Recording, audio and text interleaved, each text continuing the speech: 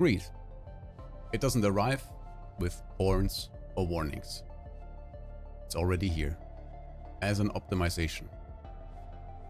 It tells us it's here to make things better, more efficient, more convenient, more profitable.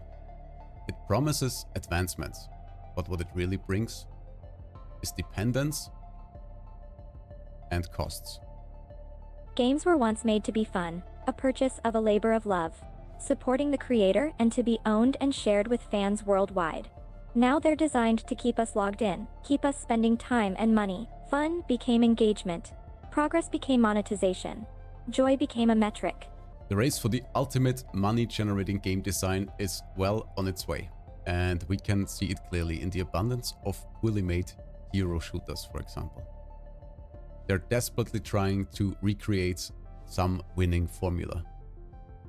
This is the modern-day philosopher's stone. Not turning iron into gold, but turning your time and attention into money. Failing to create anything with love and passion, and therefore ultimately failing. Music, movies, and games used to be something that you own. Now all we do is rent access, and the access can be taken away at any time. Movies stopped being stories. They became content. Franchises stretched thin, rebooted, remastered, rebranded, prequels, sequels, spin-offs, not because there was something left to say, but because there was easy money to extract. Cars stopped being machines you understood. Now even they are getting locked behind software. Features you already paid for, hidden behind subscriptions. Yeah, slowly but surely, ownership is disappearing, replaced with convenience, access, licenses, terms and conditions that can change at any time. You don't own the game, you don't own the music, you don't own the movie, and you don't even fully own the device in your hand. Greed doesn't just want your money, it wants dependence. There are a few things left for us to own, but make no mistake, greed always finds a way. A price increase here, a feature removed there, a little less for the same cost, justified with the same phrase repeated everywhere. Rising costs. And sometimes that's true. But here's what's almost never mentioned. When costs go up, prices rise immediately. When costs go down, the price stays right there where they are. That difference is not an accident. That's policy. Shrinkflation takes something familiar and makes it smaller, less content, fewer features, shorter experiences, while asking us to pay more and pretend nothing changed. Inflation raises the number on the receipt. Shrinkflation lowers the value behind it. Combine them to get the perfect cocktail of greed. Features can vanish overnight. Access can be revoked. Terms can change unilaterally. The next product you buy will come with a flaw. A flaw that can easily be fixed. With an upgrade, they will happily sell you. Create the inconvenience and sell the solution. For a one-time charge? Of course not. Another subscription. And just when you think that's the extent of it, on top of all that, they sprinkle some gambling for you. You stopped owning. You pay more, you get less. You get inconvenience. Inconvenience you can conveniently fix with another simple upgrade to your subscription plan. Yes, isn't that amazing? But what was that? You still have some money left over? Oh no. Since we are all out of stuff to sell you, how about you buy the chance to get something extra? They love to do that. They train your brain with free loot boxes to get you familiar and used to the concept of getting the chance for an item instead of just a random item. Next, you get free loot boxes as part of a battle pass. Since you already pay for something extra, here's a little treat to keep you hooked. Then, of course, there's the battle pass. Access to some more rewards and promised future updates. Those are not set in stone, mind you. Paid loot boxes, because sometimes you just aren't lucky and you just need to purchase another loot box. Limited time items. Inside, more loot boxes. You wanna buy that Halloween outfit? You can't do that, but how about 10 loot boxes and the chance to get it?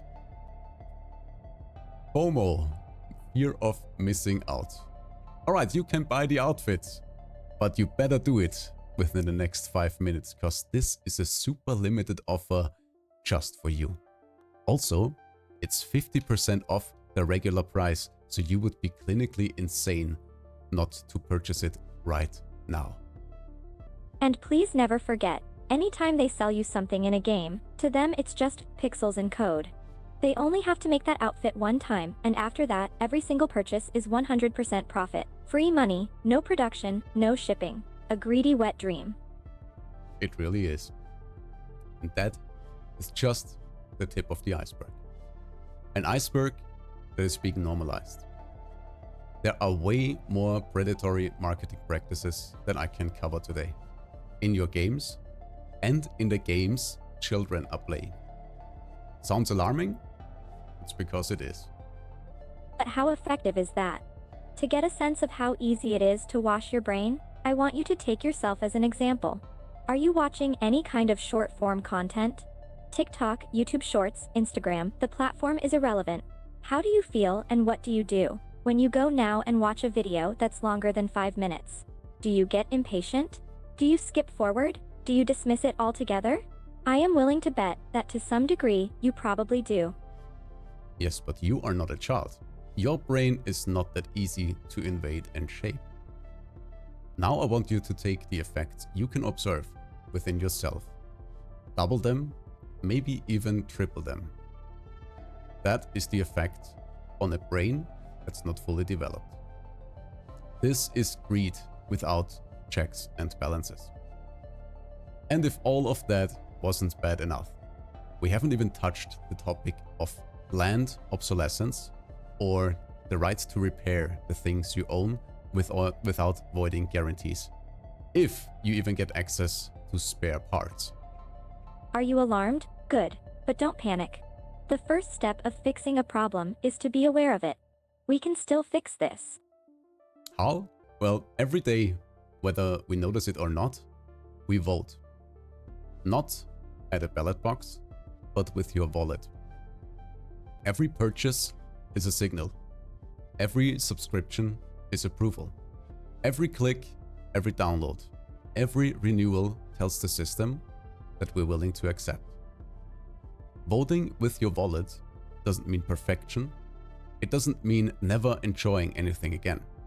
It means being intentional, supporting games that respect players and not exploit them, artists who still put love and care into their creations.